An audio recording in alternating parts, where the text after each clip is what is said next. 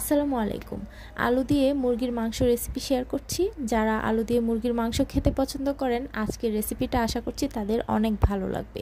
এভাবে রান্না করলে এই মুরগির মাংস অনেক বেশি টেস্টি হয়। প্রথমে চুলায় একটা প্যান বসিয়ে পরিমাণ মতো তেল দিয়ে দিলাম।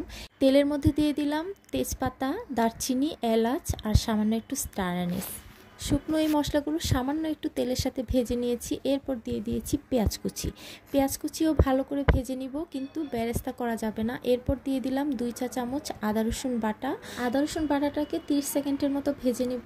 এরপর এখানে অন্যান্য মশলাগুলো দিয়ে দিব। প্রথমে লবণ দিয়ে দিচ্ছি, এরপর দিচ্ছি হলুদ গুঁড়া, মরিচ গুঁড়া, ধনিয়ার গুঁড়া, জিরার গুঁড়া আর সামান্য একটু গরম মশলার গুঁড়া। আমি এখানে কোনো পরিমাণ বলছি না, সবাই সবার আন্দাজ অনুযায়ী এবং পরিমাণ অনুযায়ী দিয়ে দিতে হবে।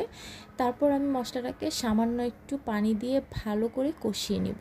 পানিটা দিয়ে নেড়ে মশলাগুলো প্রথমে মিশিয়ে নিতে হবে, এরপর ঢাকনা দিয়ে ঢেকে ভালোভাবে কষিয়ে নিতে হবে।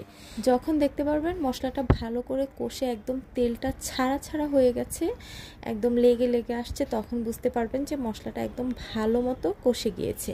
আর ঠিক এই পর্যায়ে আমি মাংসগুলো দিয়ে দিব। মাংসগুলোকে আমি আগে থেকেই ধুয়ে তারপর একটা স্ট্রেনারে রেখে দিয়েছিলাম, এতে করে মাংসের গায়ে যে পানি সেটা কিন্তু ঝরে পড়ে যায়। মুরগিটাকে আমি রেগুলার কাট করে কেটে নিয়েছি। এবার মাংসগুলো আমি মশলার সাথে দিয়ে ভালো করে মিশিয়ে, এরপর পানি দিব না, এভাবেই চুলার আঁচটা একটু কমিয়ে মাংসটাকে ভালোভাবে কষিয়ে নিব। আর এই পর্যায়ে কিন্তু চুলাটা বাড়িয়ে দেওয়া যাবে না, তাহলে মাংসর যে পানিটা বের হয় সেটা বের হবে না, মশলাটাও পুড়ে যেতে পারে। তাই একটু চুলাটাকে কমিয়ে রাখতে হবে। তারপর ঢেকে দিয়ে ভালো করে কষিয়ে নিব। প্রায় 2-3 মিনিট পরেই দেখতে পারবেন মাংস থেকে পানি বের হয়েছে, এবং এই পানিটা দিয়ে যদি আপনি মাংসটাকে ভালো করে কষিয়ে নেন তাহলে মুরগির মাংস কিন্তু অনেক টেস্টি হয়। এরপর আমি এখন অপেক্ষা করব ভালোভাবে কষে যাওয়ার জন্য। আর অবশ্যই একটু পরপর নেড়ে ছেড়ে দিতে হবে, তাহলে কিন্তু নিচে লেগে যাওয়ার সম্ভাবনা থাকবে না।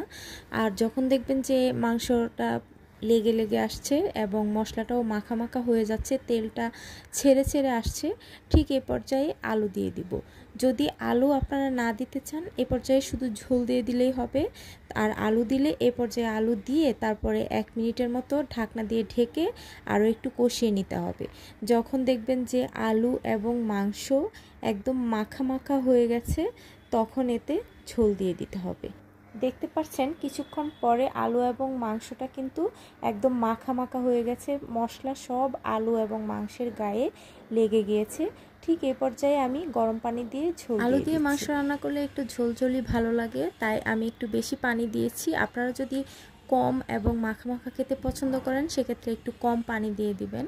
আর এবার নেড়ে ছেড়ে ঢাকনা দিয়ে ঢেকে রান্না করব যতক্ষণ না মাংসটা সিদ্ধ হচ্ছে।